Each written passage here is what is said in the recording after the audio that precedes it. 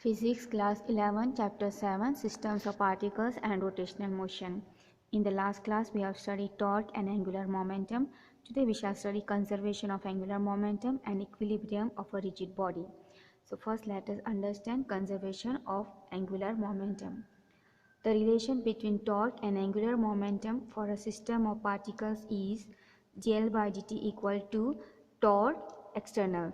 This relation we have derived in the last class, the relation between the torque and the angular momentum for system of n particles. For that, the relation which we derived, that was this one, dl. This is the angular momentum, dl by dt equal to torque external, tau external. So this relation we have derived in the last class. Now suppose if you take the torque external equal to 0, if this value is 0, that means you get dl by dt equal to 0. And in the if derivative of any value is 0, that means that value is a constant value. That means here dl by dt equal to 0, that means this L should be constant. L is remains same. L does not change. L is constant. So we can say that if the total external torque on a system of particles is 0, then the total angular momentum of the system is conserved, that is remains constant. So this is a statement of conservation of angular momentum, that if the total external torque, that is tau external, is 0, then the angular momentum of the system will remain constant or it is conserved. That is the conservation of angular momentum. Next we have got equilibrium of a rigid body. A rigid body is said to be in mechanical equilibrium if both its linear momentum and angular momentum are not changing with time. So if a rigid body is in equilibrium, that means the linear momentum and angular momentum are constant. They are not changing with time. Then you call that rigid body is in equilibrium. In other words, we can say that the body has neither linear acceleration nor angular acceleration. So in other way, the equilibrium of a rigid body, we can say that the body has neither linear acceleration nor angular acceleration. Okay, because it is mechanical equilibrium where linear momentum and angular momentum are constant, not changing. Okay, so that is called the body is in mechanical equilibrium. This means, number one, the total forces, that is the vector sum of the forces on the rigid body, is 0. This means the equilibrium of a rigid body. That means we can say that if this is in equilibrium, that means the total force, that is the vector sum of the forces, will be 0. Okay, that is F1 plus F2 plus F3 plus F2 plus Fn equal to sigma Fi equal to 0. The total force, that is a vector sum of the forces, is 0. And this condition, this sum condition, sigma Fi equal to 0, we call it as a condition for translational equilibrium. So this, if the vector sum of the forces is 0, then the body is in translational equilibrium. Okay, and second one is the total torque, that is the vector sum of the torques on the rigid body, is 0. And secondly, that the torque is also 0, that is the vector sum of the torques acting on the body is 0. Mathematically, tau 1 plus tau 2 plus tau 3 plus up to plus tau n equal to summation tau I equal to 0. This is a condition for the rotational equilibrium of the body. So this summation Fi equal to 0 means you can say the body is in a translational equilibrium. If sigma tau I, that is torque I equal to 0, that means you can say the body is in rotational equilibrium. And if both are true, that means your body, the rigid body, is in mechanical equilibrium. If the translational equilibrium conditions holds for a rigid body, then the rotational equilibrium condition is independent of the location of origin about which the torques are taken. So this is, we can say that if the translational equilibrium condition, that is this condition, okay, F1 plus F2 plus F3 plus F2 plus Fn, that is sigma Fi equal to 0. If this is true, then we can say that the rotational equilibrium condition, that is this one, sigma tau I equal to 0, that is tau 1 plus tau 2 plus up to plus tau n equal to 0. This condition does not depend, or it is independent of the location of the origin about which the torques are taken. So it is independent of the origin okay, where the torques are taken. When you say that sigma Fi equal to 0, this means that sigma Fi equal to 0, this implies that all the three components on the x, y and z components are also 0. So we can write this means sigma Fi x equal to 0, sigma Fi y equal to 0, sigma Fi z equal to 0. So all the three components of force in x, y, z directions are 0. Similarly, from this condition, for the rotational equilibrium, you can say that when sigma tau I equal to 0, okay, when sigma tau I is equal to 0, that means the components in all the three direction, that is x, y, z direction, that is sigma tau I x equal to sigma tau I y equal to sigma tau I z equal to 0. So all the three components in x, y, z also 0, okay, when you say sigma tau I is equal to 0 and sigma Fi equal to 0. A body may be in partial equilibrium. Okay, so it can be in partial equilibrium. Either it is in rotational equilibrium or either it is in translational equilibrium. So that time we can say that the body is in partial equilibrium. Consider a light rod AB at two ends A and B. Two parallel forces of equal in magnitude and direction are applied perpendicular to the rod. Okay, in the first figure you can see that here there is a rod AB, okay, a thin rod or light rod AB. There are two ends point A and B. Here we are applying the two parallel forces at this point A and B. The end points we are applying two parallel forces equal in magnitude and direction. See, this is F towards this side, F towards this side. So they are equal and equal in magnitude and in direction, and they are applied perpendicular to the rod. See, rod is in this direction and force I am applying in the perpendicular. It is like that, and force is rod is like that and force is like that, right? So it is perpendicular. So force is applied perpendicular to these end points. The force are equal in magnitude and in direction. Now suppose this point C I am taking as the midpoint. Okay, so let us take that. Let C be the midpoint of point of AB. So I take point C as the midpoint. Suppose the length of this AB is 2A. That means from A to C and from C to B, since C is the midpoint, this distance I take as A, this distance as A, because I am considering total distance as 2A. So we can say CA equal to CB equal to A. Okay, taking AB as length 2A, then if C is a midpoint, then from here to here will be A and here to here will be also A. So we write it as A. The moment of force at A and B will be equal in magnitude. Now the moment of force will be equal in magnitude and it will be given as A into F. Okay, A into F from here. Here A into the force F. A into the force F.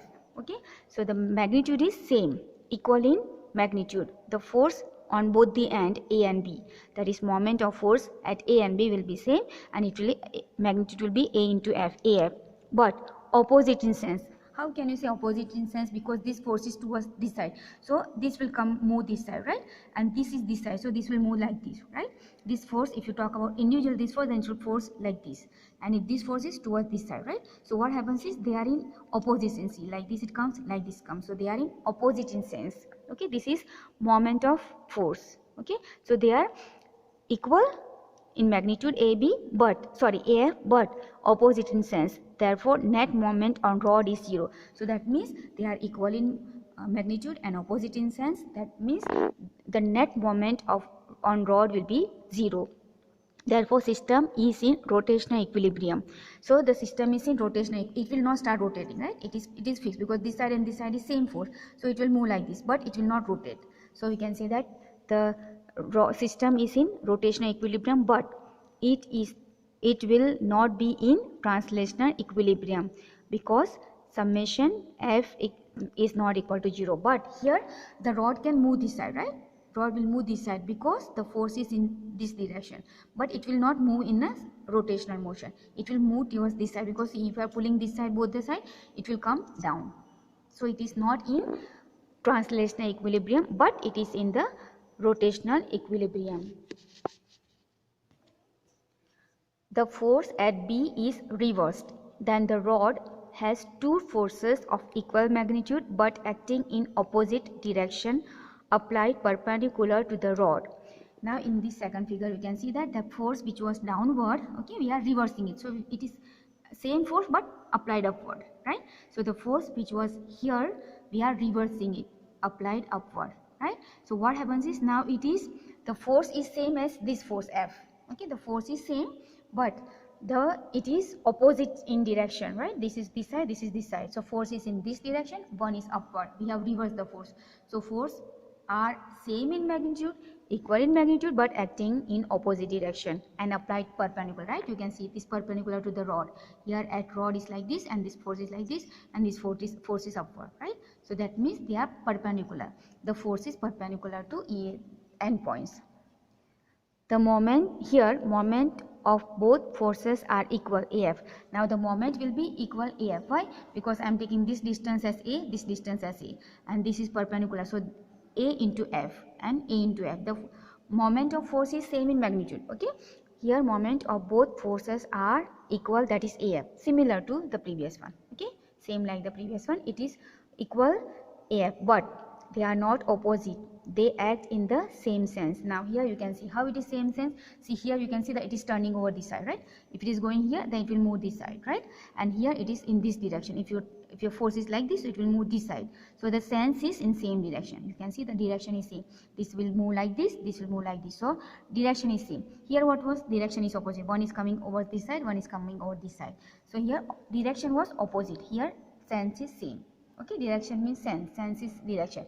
So here sense is same, but they are not opposite. They are act in the same sense, in the same direction. Okay, and cause anti-clockwise rotation of the rod. So what happens? You can just imagine, this is my rod. One force is down upward, one force is downward. So what happens? It will move like this, right?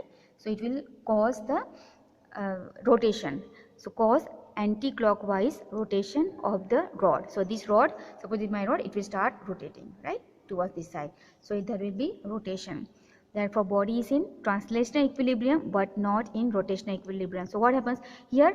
The body is not moving upward or downward. That means it is translational equilibrium. Force, this total force is 0, but it is rotating. So what you can say, since it is rotating, that means it is not in the rotational equilibrium. So in this figure we can see that is equilibrium, rotational equilibrium but not translational, and in this figure it is in translational equilibrium and not in rotational. It is rotating, right? So these are the two places. This example we can see that in this place it is only partial equilibrium, okay, in both the cases, right? So this is the example of the partial equilibrium. One of the equilibrium is existing, other one is not existing. Okay, so translational exists equilibrium, then rotational is not existing, and vice versa. A pair of forces of equal magnitude but acting on opposite direction with different lines of action is known as couple or torque.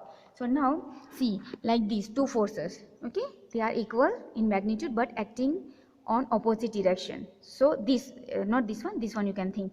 In this figure we can see that the forces are equal, they are equal but opposite in direction. Okay, they are equal and opposite in direction, then they are called couple or torque. Okay, so this would be called as couple or torque. A pair of forces of equal magnitude, they should be in pair, equal in magnitude but acting on opposite direction with different lines of action, then you call them as a couple or torque. A couple produces rotation without translation. So this will produce only the rotation without translation. You saw in this figure, right? In this figure you saw that it is rotating. This will rotate but it will not move upward or downward. So it is having, it produces rotation without translation. And you can think of the example, opening the lid of a bottle by turning it.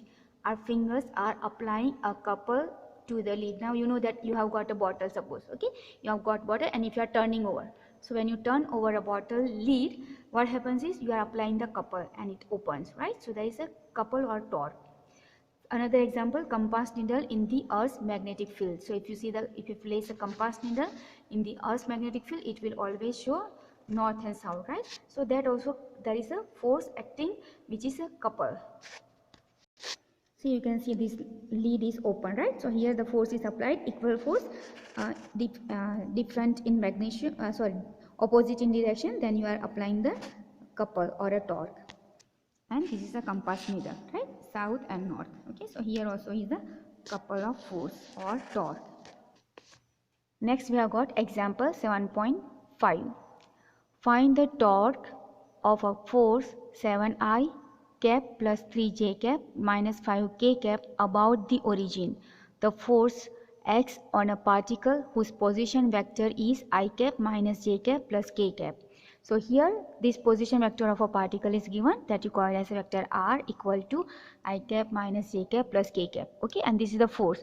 This is the force. That force is F equal to 7I plus 3j cap minus 5k cap, and you have to find the torque. Now we have studied the formula of torque. Torque is given as tau equal to vector r cross vector F. This is the cross product, right? So in the cross product we are going to use a determinant.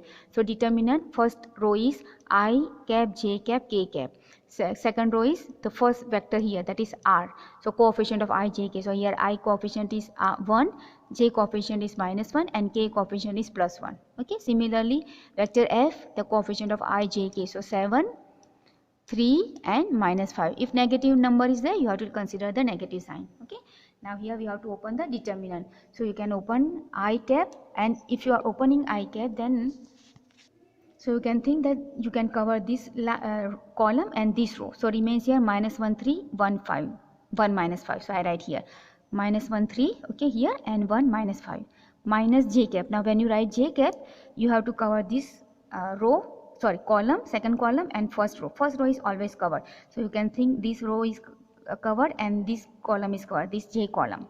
Okay, so when you cover this, you get here 1, 7, 1 minus 5. So 1, 7, 1 minus 5. Okay, or 1, 1, 7 minus 5 plus now k cap. So when you take k cap, cover this and this one. Okay, row, column, and row. So 1, 7 minus 1, 3. So 1, 7 minus 1, 3. Okay, or directly we can calculate. Write this like this, minus 1 into this. This you have to do cross product, this cross product. Okay, next step, I cap as it is. Here you have to do cross product as I was telling you here. So you have to start with this one. Minus 1 into minus 5, which will give you plus 5, right? And this one, this cross product, 3 into 1 is 3, but there is a negative from the formula, so this minus is from the negative formula. Okay, minus j cap. Then here also you have to do the cross product of this one. 1 into minus 5 is minus 5, and cross product of these two, 7 into 1, minus 7 into 1 is 7, plus k cap. This product, cross product, 1 into 3, 3, minus 1 minus 1 into 7, which give you minus 7, right? And this minus is from the formula. Okay, so this minus is from the formula, and this minus 7 is because of the product. So here you get equal to I cap 5 minus 3 is 2 plus minus here it is actually minus, but minus 7 minus 7 minus 5 is minus 12, and minus 12 into minus will give you plus 12 j cap. Okay, then plus k cap. 3 minus a minus plus 7, so 3 plus 7 is plus 10 k cap, right? So the the torque is given as 2I cap plus 12 j cap plus 10 k cap. Okay, so that is solution for example 7.5. Example 7.6. Show that the angular momentum about any point of a single particle moving with constant velocity remains constant throughout the motion. Let the particle with velocity v be at point P at some instant t. Okay, so this is particle at P at some instant t, and it is the velocity is given as this. Okay, velocity is v. We want to calculate the angular momentum of the particle about an arbitrary point O. There is an arbitrary point O, and we have to find the angular momentum. The angular momentum, we know the formula, vector L equal to vector r cross vector P equal to r. P is the linear momentum. It is given by the formula m into v. V is the velocity, and the magnitude of this angular momentum is angular magnitude of L equal to r m v. Cross product is there, so you will write sin theta. What is theta? Theta is the angle between r and v. Okay, you can see this is the angle, this is velocity v, and this is position vector r. So the angle between this r and v is theta. Okay, so that is the angle between r and v. Although the particle changes the position with time, the line of direction of v remains the same. Now here, see, we can say that the particle changes the position with time because it is in motion, right? So it moves, therefore the position changes with time, but the line of direction of v remains the same. Okay, the line of direction of the velocity will remain same, therefore OM equal to r sin theta equal to constant. So if you extend this value will be, if you apply in this triangle MOP, if you apply sin theta, then you will get this value OM is equal to r sin theta. Why? Because the V is changing, the position is changing of the particle, but V remains constant. Okay, therefore this distance OM will be constant as r sin theta. Okay, it will not change. Further, direction of L is perpendicular to the plane of R and V. Now, by formula you know that L is equal to R cross P, right? L is equal to R cross P. That means this is a cross product. That means L is perpendicular to R and P. The vector which you are getting here by a cross product, that will be always perpendicular to the plane containing R and P. But R and P means R and V, right? Because M is a constant, so R and V. V is a vector, M is the mass, which is a scalar quantity. So R and V, these are the two vectors. So the L will be perpendicular to the plane containing vector R and vector V. Okay, it is inside the board, and in this figure it will be inward. Okay, it will be inside the board. Okay, here it will be inside the board.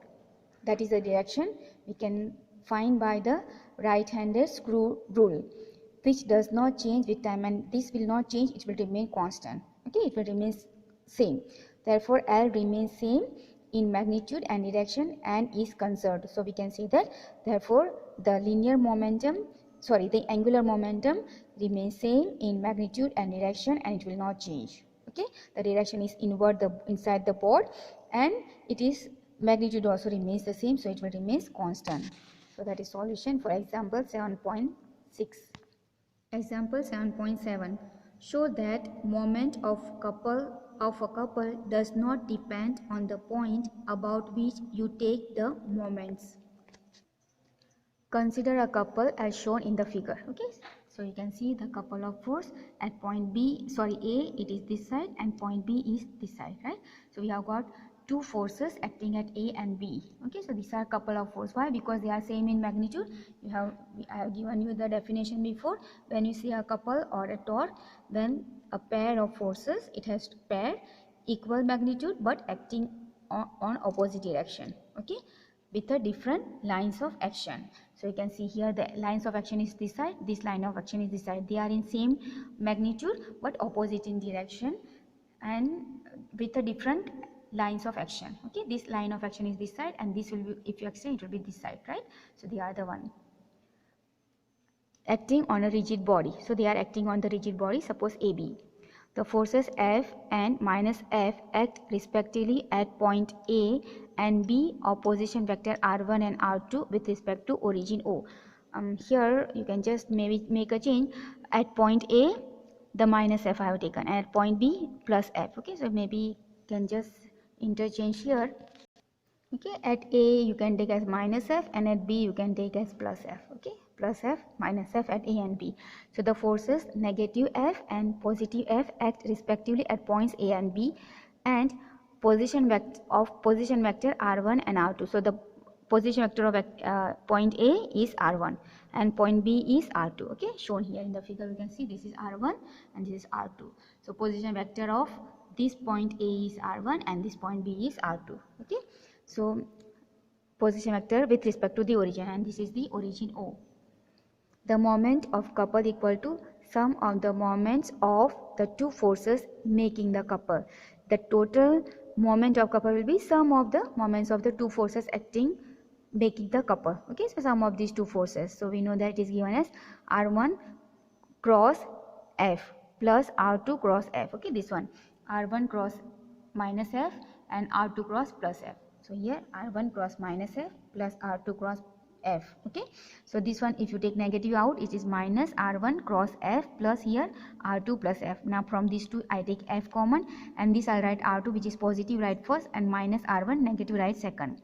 But now from the figure, okay, from the figure we can see that if you apply the in triangle AOB, if you apply the triangle law of vector addition, then you can say that this R1 plus AB will give you R2. Okay, R1 plus AB will give you R2. So here I have written, but R1 plus AB equal to R2. So if you transfer R1 over here, you get vector AB is equal to R2 minus R1, right? So this R2 minus R1 you can say as vector AB. So let us place the value here in this place. So the moment of couple equal to this R2 minus R1 I am placing as AB. So AB into cross F, vector F, which is independent of the origin. And you can see this AB has got no origin, right? It is separate. So AB has no origin, neither force have origin. That means which is independent of origin, the point about which the moments of the forces. So where we are taking the moment of forces, it is independent of the origin O. Okay, we can see that in this formula there is no more origin, right? Here R1 and R2 comes, right? But that means they are related to the origin. But when you simplify, you can get AB cross F, where there is, which is independent of the origin. Okay, so that is the solution for example 7.7. We'll keep this much for today. Thank you very much.